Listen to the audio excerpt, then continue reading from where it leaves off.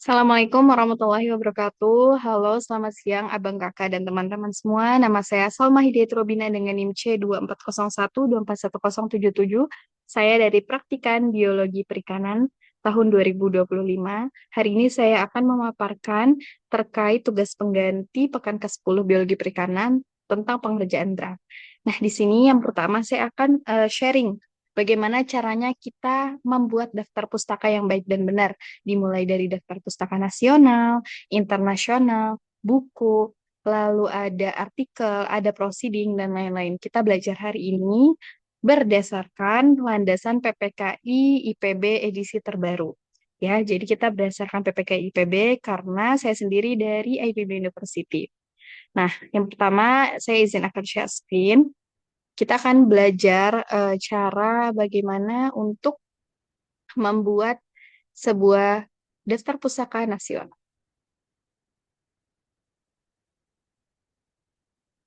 Saya izin share screen terkait PPKI IPB agar kita bisa belajar bersama gitu.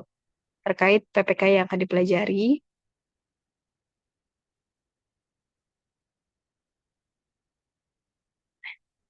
Nah, ini dia. Ini adalah untuk eh, daftar pustaka yang akan kita lakukan.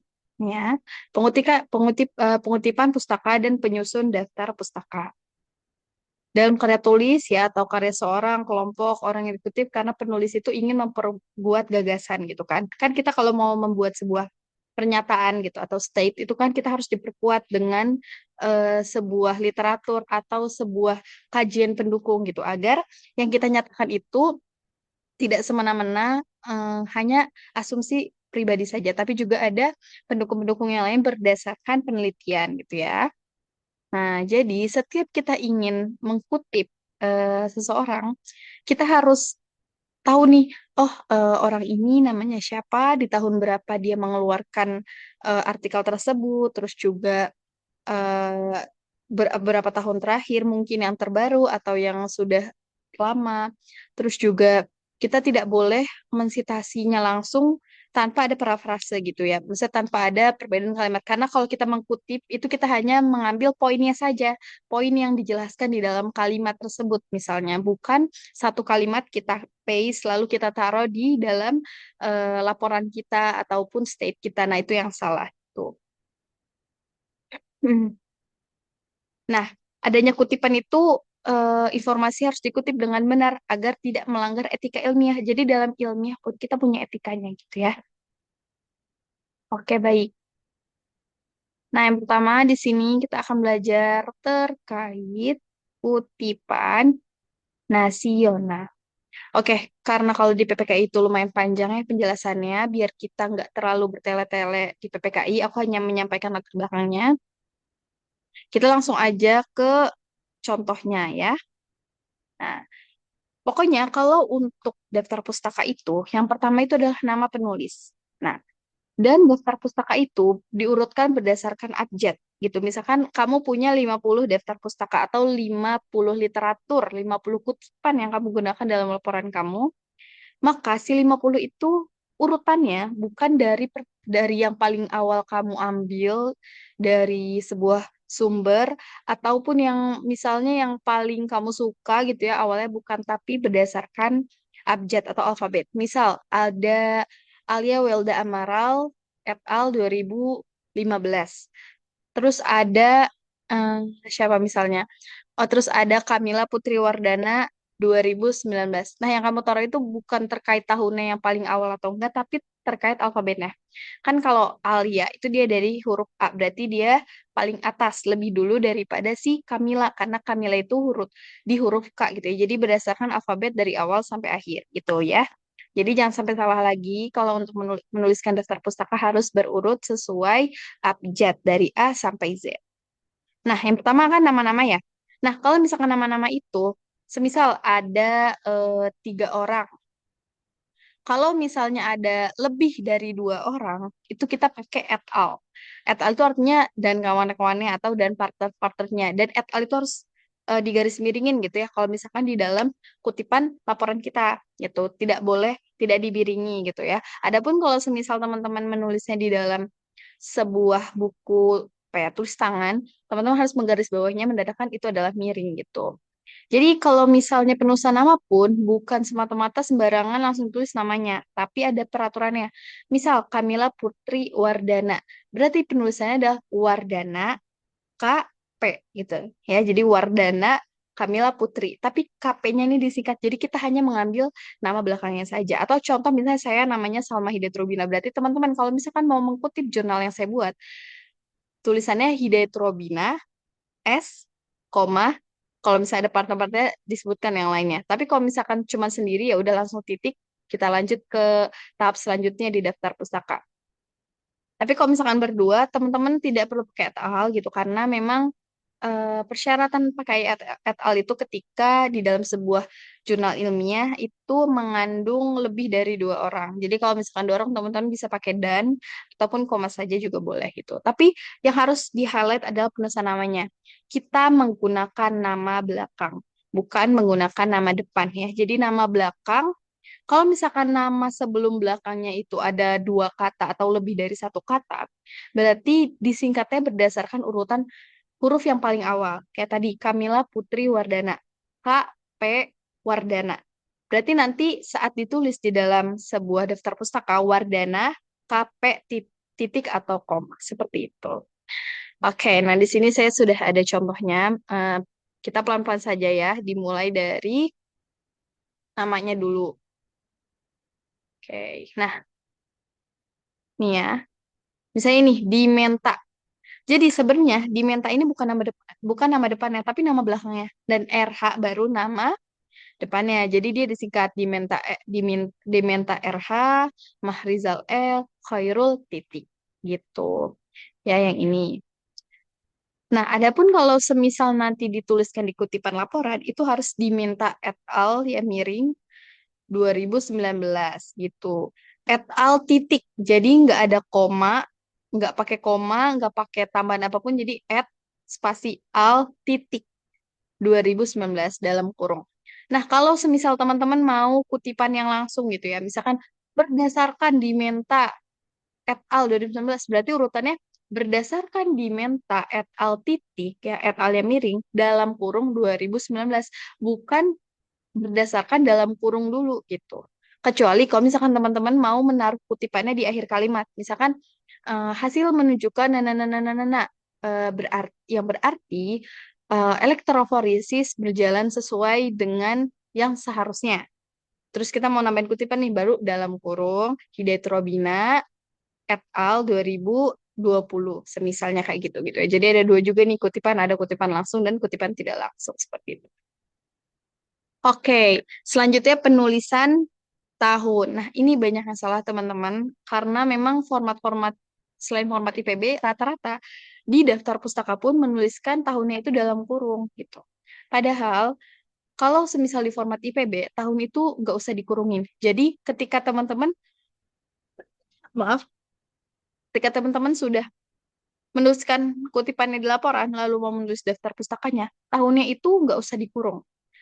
Kan nama nih, setelah nama tahun. Berarti setelah bla bla bla nama, titik, spasi tahunnya langsung. Nggak usah pakai tanda kurung, baru titik lagi. Jadi untuk membedakan segmen-segmennya itu kita pakai titik ya, bukan koma, bukan garis miring. Gitu. Ya, jadi itu yang perlu di notes untuk tahun berdasarkan format IPB itu nggak dalam kurung. Karena saya masih suka menemukan ya kalau ada salah satu format namanya APA gitu ya di Google Scholar. Nah, itu tuh kalau misalkan kita copy, emang mirip seperti format IPB secara urutannya.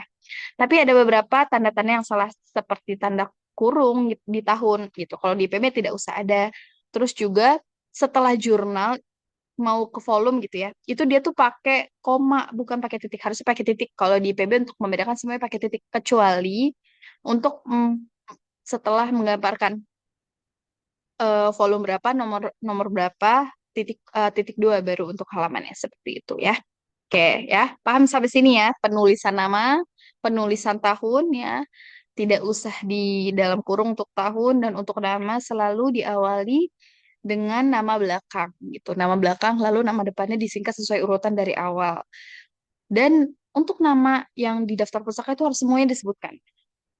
Tapi ada pengecualian ketika nama penulis jurnal atau penulis artikel ini itu mencapai lebih dari 10. Nah, itu baru ada persyaratan khusus bisa ditambahkan dan lain-lain atau et al. Seperti itu ya. Nah, tapi kalau misalkan masih di bawah 10, semuanya wajib kita cantumkan namanya karena itu karya orang lain, kita tidak bisa sembarangan.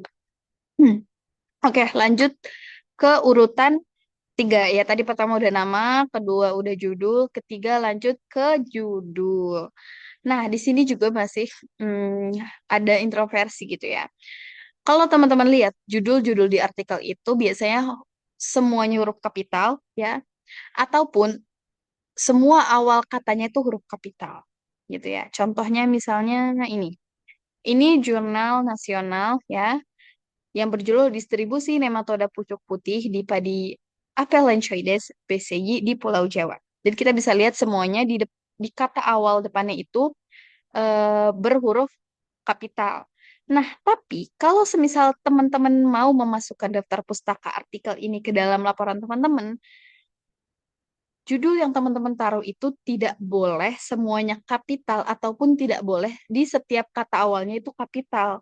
Jadi yang boleh kapital hanyalah, kita lihat di sini, yang boleh kapital hanyalah kata pertama di judul tersebut ya. Kalau misalkan di sini kata pertamanya adalah informasi, berarti I-nya besar.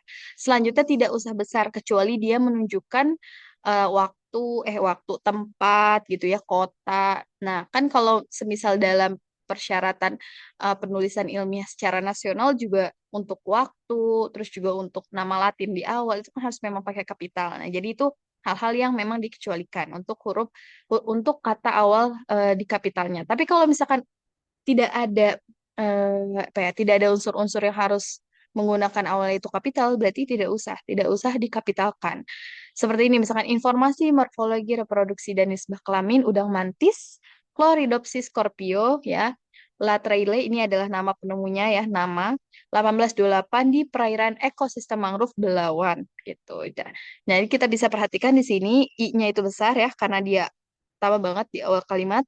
Terus selanjutnya dia kecil, morfologi, reproduksi, terus dan nisbah kelamin, terus sampai ketemu sama nama Latin. Kalau nama Latin apa? Format internasionalnya juga udah dijelaskan kan. Kalau setiap kata pertama itu pakai huruf besar karena dia itu genus. Baru untuk kata kedua itu pakai huruf kecil awal katanya gitu. Terus ini nama penemunya. Kalau nama kita tahu harus pakai huruf kapital di awal katanya dan ini adalah tempat perairan ekosistem mangrove Belawan. Gitu. Kayak udah paham kan terkait judul, jangan sampai salah lagi ya. Jangan sampai teman-teman taruh judulnya semuanya itu kapital atau enggak yang banyak salahnya itu semua awal katanya itu kapital. Seperti itu. Oke, kita lanjut ke aspek yang berapa nih tadi? Nama, tahun, judul. Nah, yang kedua adalah nama jurnalnya gitu ya. Jadi judul artikel sama nama jurnal itu beda. Kalau semisal teman-teman nih mau mempublis sesuatu penelitian gitu ya dalam bentuk laporan. Nah, teman-teman harus mencari apa ya? Mencari jurnal atau mencari landasan yang bisa menampung laporan teman-teman yang sesuai. Misal nih, aku lagi ingin meneliti mangrove gitu ya. Terus aku membuat laporan tentang mangrove. Misalkan judulnya adalah em, eh, pencegahan erosi terhadap pantai Nenenenena dengan bantuan mangrove yang dibudidayakan, misalnya gitu ya. Nah, aku harus cari jurnal yang bisa menampung si laporan aku ini ya, yang apa ya, yang masih apa ya, masih sejalan lah. Nggak mungkin kan aku ngomongin mangrove tiba-tiba aku pengennya dianut sama jurnal biologi, misalkan jurnal biologi pegunungan gitu. Kan agak kurang masuk ya, karena kan kita masuk lagi bahas mangrove gitu. Ataupun misalkan aku pengen dianut sama jurnal kedokteran Indonesia. Nah, itu kan nggak masuk gitu ya, teman-teman. Jadi kalau misalkan kita mau mencari sebuah landasan jurnal, kita juga harus lihat gitu.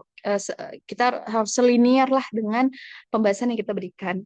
Nah, kalau misalkan tadi aku mau si laporan aku ini diangkat sama satu jurnal, berarti aku harus mencari jurnal yang berkaitan dengan konservasi alam, misalkan biodiversitas, terus juga apalagi misalkan jurnal perairan tropis dan lain-lain seperti itu. Nah, untuk penulisan jurnal sendiri itu juga ada ada peraturannya. Nah, kalau teman-teman bingung, nama jurnal itu yang mana sih, Kak? Judul tuh yang mana, nama yang mana? Oke. Nah, ini tuh judulnya. Judul judul jurnal ilmiahnya ya. Nah, kalau ini adalah nama jurnalnya gitu. Jadi jurnal yang apa ya? Di dalam si nama jurnal ini berisi banyak sekali judul-judul jurnal penelitian yang lain, bukan hanya satu ini saja gitu. Nah, makanya nanti teman-teman bakal paham kenapa ada volume, kenapa ada nomor. Nah, itu biar bisa membedakan. Nah, kalau misalkan teman-teman bingung yang judul mana, yang nama mana. Oke, judul itu selalu ditaruh di tengah, dia yang paling besar, yang paling disorot ini. Nah, gitu. Mungkin teman-teman bisa cek. Ini aku juga lagi buka jurnal internasional. Nah, ini judul jurnalnya. Nah, ini nama jurnalnya. Tuh. Oke, kalau misalkan teman-teman nanya nama jurnalnya di sini mana? Ini dia, Jurnal Fitopatologi Indonesia ini. Nah, untuk penulisan nama jurnal sendiri itu, kalau tadi kita ke judul jurnal semua awal katanya nggak usah kapital. Nah, kalau nama jurnal sendiri ya, karena dia itu skalanya lebih besar, wajib kita berikan kapital di setiap awal kalimat. Contohnya seperti ini. Nih, ini adalah jurnal nasional ya, Jurnal Pembelajaran dan Biologi Nukleus. Bisa kita lihat di awal setiap katanya itu kapital, kapital.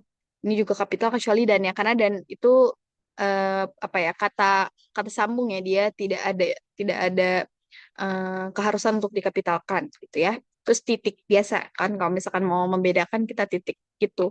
Dan di garis miring. Kenapa di garis miring? Ya tadi aku bilang karena dia ini skalanya udah besar, tapi memang untuk mempelajari kenapa penulisannya miring itu kita harus baca PPKI lagi gitu teman-teman. Gitu ya. Udah berapa tadi? Nama, tahun, judul, nama jurnal. Nah, setelah itu ada volume, nomor, dan halaman. Nah, ini kita gabungkan jadi satu segmen karena inilah yang memudahkan kita untuk merujuk kepada jurnal yang kita inginkan. Misal, kita lagi baca jurnal ilmiah nih, terus ada kutipan yang menurut kita bagus dan kita penasaran, kita mau baca jurnal yang dikutip dari si penulis pertama. Nah, terus kita cari jurnal yang dikutip itu yang penulis kedua gitu ya. Nah, untuk menemukan apa ya, mudah ya, sekarang sudah mudah sih, sudah serba internet. Tapi kalau dulu, karena dulu itu serba buku ya teman-teman, ditaruh di perpustakaan dan lain-lain, jadi nyarinya itu harus benar-benar teliti. Makanya diadakan volume sama nomor gitu. Volume itu kayak edisi, edisi keberapa sih? Edisi pertama, edisi kedua, edisi ketiga gitu ya. Nah, kalau nomornya tuh kayak, jadi nomor itu di dalam volume gitu. Nah, halaman-halaman itu ada di dalam sih nomornya. Itu makanya kita jadikan ini satu segmen gitu. Jadi paling tinggi itu volume, kedua baru nomor, ketiga baru halaman-halamannya gitu. Nah, halaman-halaman ini juga penting banget ya. Memudahkan kita banget lah untuk langsung menuju ke jurnal yang kita cari. Nggak usah kayak capek-capek harus ngeliatin gitu ya. Nah, ini ada kayak gitu ya. Untuk penulisan nama jurnal. Oke, kita lanjut ke volume, nomor, dan halaman. Nih, ini ada contoh jurnalnya. Nah, kalau di sini teman-teman lihat, volumenya 14, nomor 4 ya, di ini tahunnya ya, 2012. Terus halamannya ada 129 sampai 131. Bagusnya di jurnal ini memang dinyatakan segala keperluan daftar pustakanya. Ada beberapa jurnal yang tidak menyatakan secara langsung atau halaman yang misalkan nggak ditulisin langsung di sini. Nah, kalau aku caranya, aku lihat aja manual. Jadi kita langsung scroll aja, oh ini 129 di halaman pertamanya. Langsung kita scroll sampai halaman terakhir. Dan halaman terakhirnya itu 137. Udah ada tuh beberapa jurnal yang memang kita harus manual dalam mencari halamannya. Gitu, tapi nggak apa-apa. Nah, untuk jurnal-jurnal internasional khususnya, dia tuh kadang tidak punya isu atau nomor. Jadi isu itu sama dengan nomor ya. Tidak ada isunya gitu ya. Nah, kalau misalkan tidak ada isunya, ya tidak apa-apa, tidak usah dituliskan gitu ya. Kayak misalkan ini, kita lihat ya, dia diberitahu tidak ya. Nah, kalau ini dikasih tahu volumenya, tapi isunya enggak gitu. Ini volumenya 247 tahun 2022, tapi enggak ada volume, tapi tidak ada nomornya, mohon maaf. Nah, biasanya kalau untuk halaman, aku langsung lihat aja. Satu, dua, sampai berapa nih? 1, 2 sampai 9. Berarti halamannya 1 sampai 9 seperti itu. Memang untuk jurnal-jurnal yang di Elsevier ya, itu memang agak berbeda dengan yang lainnya gitu ya. Oke.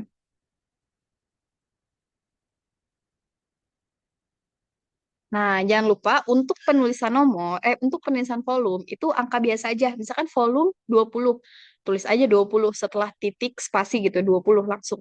Tapi untuk khusus ya, penulisan volume, mohon maaf, penulisan nomor atau isu itu harus dalam kurung gitu. Misalkan tadi volumenya 20, terus nomornya 1, berarti 20 dalam kurung 1 gitu. Tidak usah ada spasi gitu ya.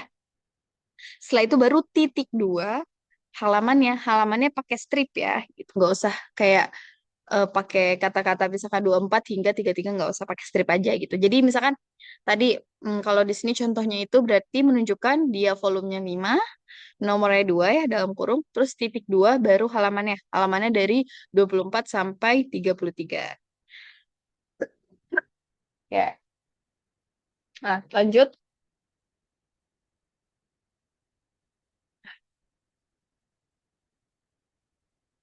Nah, kita sudah belajar terkait eh, daftar pustaka nasional. Nah, kalau daftar pustaka nasional sama internasional itu nggak beda jauh, teman-teman.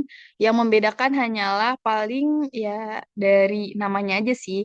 Mungkin nama-nama penemunya atau judul jurnal. Sebenarnya kalau nama-nama tidak terlalu berpengaruh ya, karena syarat jurnal internasional itu ketika si jurnal itu sudah bisa diakses oleh 3 negara atau lebih tuh. Jadi kalau misalkan udah bisa diakses 3 negara, dia sudah bisa dikatakan jurnal internasional gitu. Ya, jadi kalau semisal teman-teman bingung nih, ini bedain cara jurnal nasional sama nasional sama internasional gimana ya?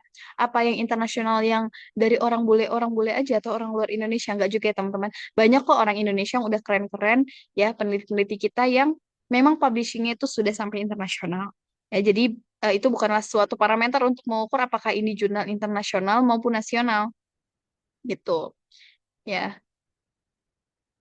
Kenapa aku bilang yang paling merujuk itu sih nama jurnalnya? Misalkan Fisheries Research, ya. Um, Teman-teman bisa riset ini tuh ini tuh jurnal yang mencakup berapa negara sih?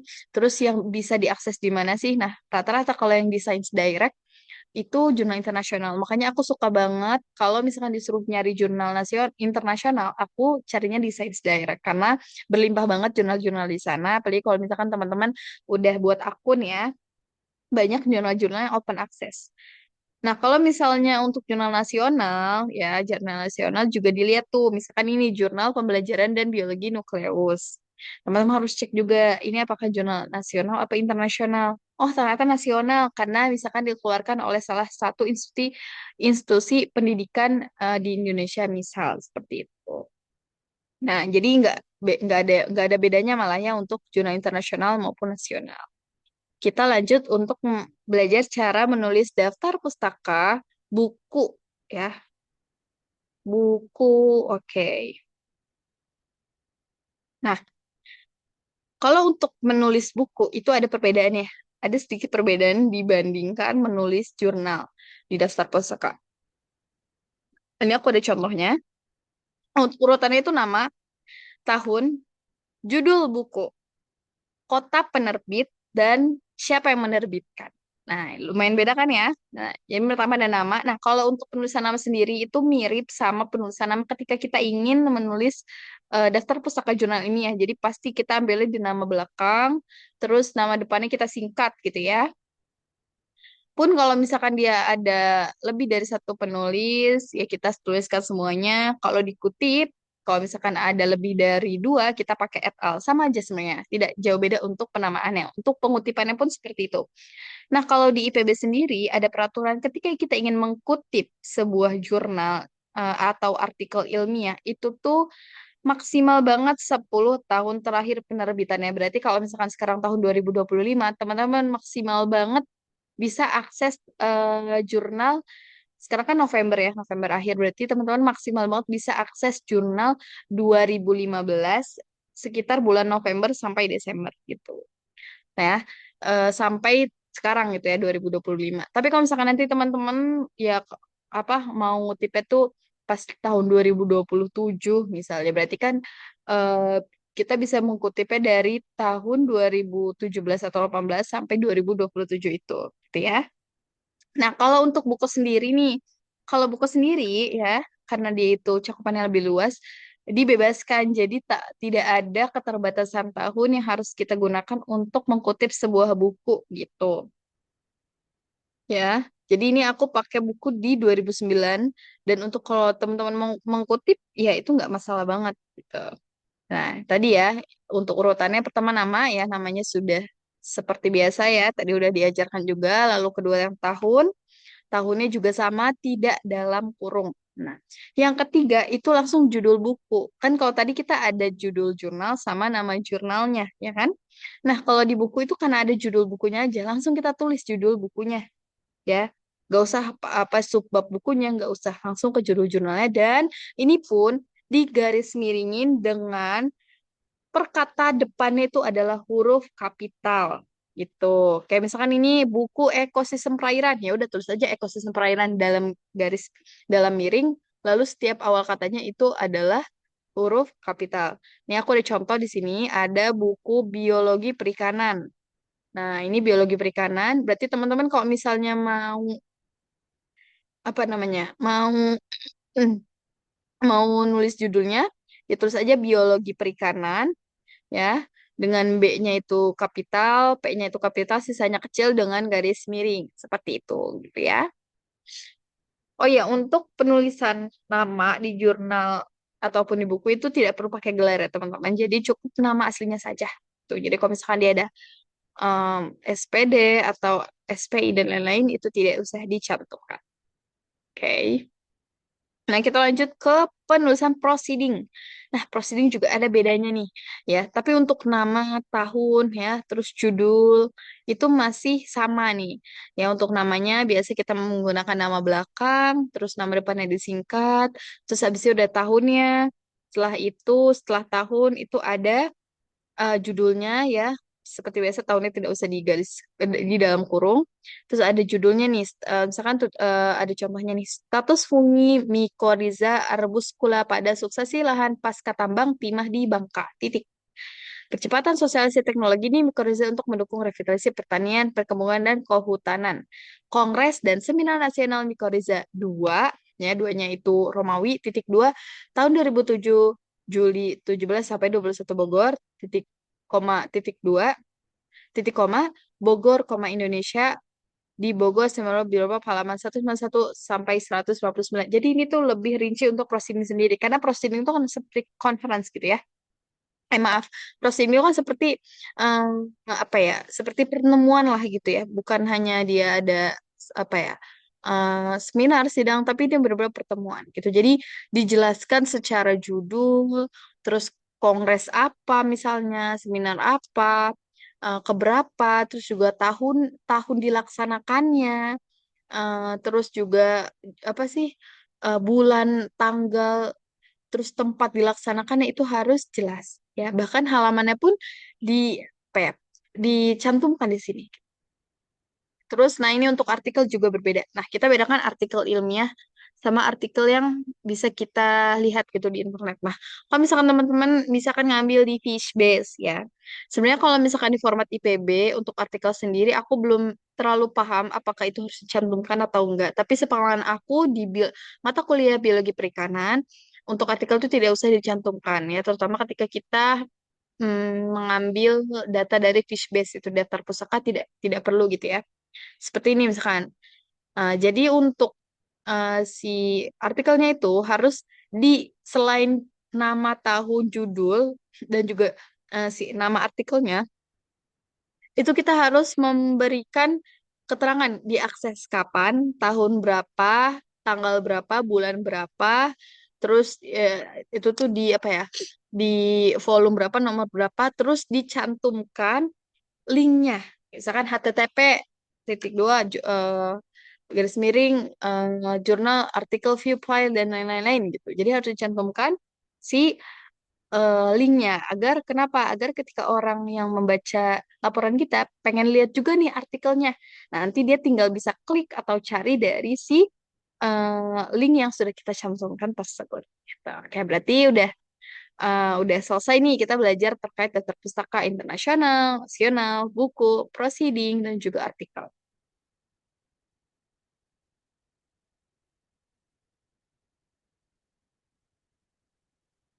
Nah, oke. Selanjutnya kita akan belajar terkait bagaimana apa ya cara untuk insert caption ya. Sebentar.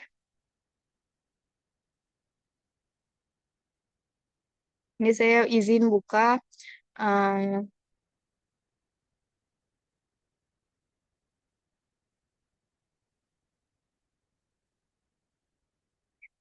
saya izin buka Word saya. Sebentar ya. Hmm. Untuk insert caption sendiri itu ada formatnya nih teman-teman. Kayak hmm, ini saya berikan salah satu contohnya ya.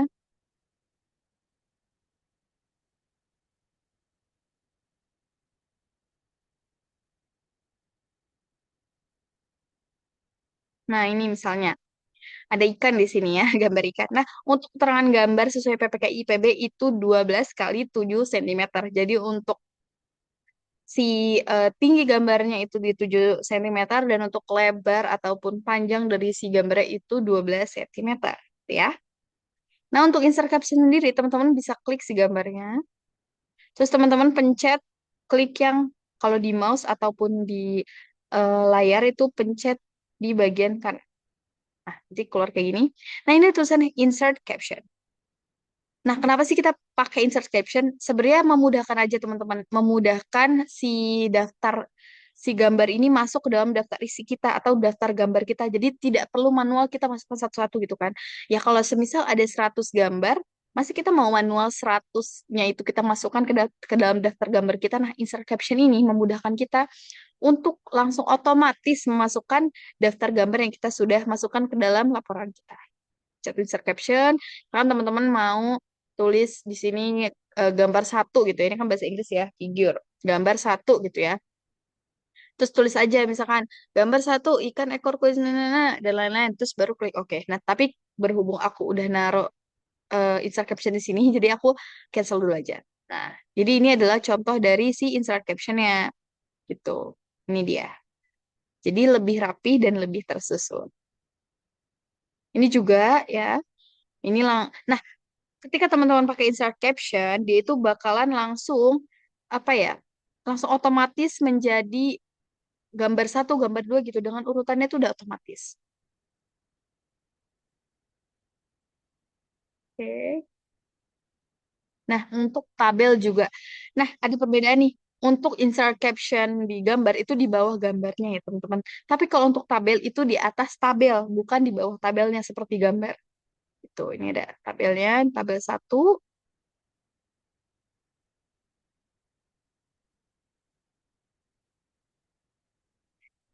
Nah, untuk apa ya memudahkan teman-teman juga ya ketika teman-teman ingin apa ya, mencantumkan judul, sub-subjudul, itu teman-teman pakai heading ya. Misalkan di sini aku ada nih, ini aku udah tersusun kan kayak gini. Ini tuh karena aku tuh pakai heading teman-teman.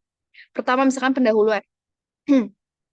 Nah, kalau kita pencet ini, terus kita lihat di sini tuh aku pakainya heading satu. Jadi judul pertama gitu ya, atau head itu kan kayak kepala yang pertama gitu ya. Judul yang pertama yang paling memang menunjukkan bab-babnya. Tuh. Nah, kalau misalkan aku pencet yang ini nih, 1.1 gitu ya kan kalau misalkan di ilmiah bab satu berarti setelahnya subbabnya 1.1, 1.2, 1.3. Nah, kalau kita lihat di sini aku pakai heading 2 gitu ya. Dan untuk heading 2 sendiri itu dia masih pakai bold tapi tidak kapital semuanya kayak heading satu. Misalkan kayak bab satu, bab 2 itu nggak usah. Gitu ya. Nah, terus kalau misalkan ini nggak ada sub-subbabnya sih. Aku cari yang ada di sub-subbabnya. Kayak misalkan nih, ada di tinjauan pustaka yang bagian pertumbuhan. Kalau kita lihat pertumbuhannya ini masih heading 2. Nah, kalau semisal aku pencet di bagian reproduksi aku, maaf, di bagian sub-subbab nisbah kelamin ini kan 2.4, berarti di sininya 2.4.1. Ini pakai heading 3 gitu. Jadi untuk bab aku pakai heading 1, untuk subbab itu pakai heading 2, dan untuk sub-subbab itu pakai heading 3. Dan kalau untuk peraturan di laporan ilmiah saat ini ya yang aku sedang jalankan itu tidak perlu mencantumkan sub-subbab lagi gitu. Jadi hanya ada 3 heading saja yang dipakai, tidak ada heading itu. Nah, biar ininya lebih tertata nih teman-teman. Jadi teman-teman nggak usah kayak capek nge-scroll terus, tapi teman-teman tinggal lihat aja. Misal teman-teman mau membahas terkait prosedur kerja, langsung aja dipencet. Nah, dia udah langsung ke prosedur kerjanya. Oke. Nah, teman-teman, mungkin ntar aku stop share dulu. Nah, sekian ilmu yang bisa aku berikan terkait tulisan daftar pustaka, daftar isi, insert caption gambar, dan lain-lain. Ataupun itu apa ya, merumuskan atau eh, mengurutkan heading 1, heading 2, heading 3 agar lebih rapi dan tertata. Semoga teman-teman yang menonton ini merasa bermanfaat dan apa ya, bisa bermanfaat dan juga bisa menambah wawasan teman-teman semua. Terima kasih sudah menonton eh, apa eh, menonton video dari praktikum pengganti biologi perikanan saya di pekan ke-10. Terima kasih banyak. Terus untuk KMMSP yang selalu saya banggakan, KMMSP 61 dan Abang Kakak Asprak yang sudah menjadi eh, apa ya, pahlawan saya agar saya karena dengan bantuan Abang Asprak semua, saya tidak akan tahu gitu cara untuk menuliskan karya ilmiah yang baik, terus bisa mendapatkan banyak sekali insight. Terima kasih banyak. Dari saya cukup. Wassalamualaikum warahmatullahi wabarakatuh.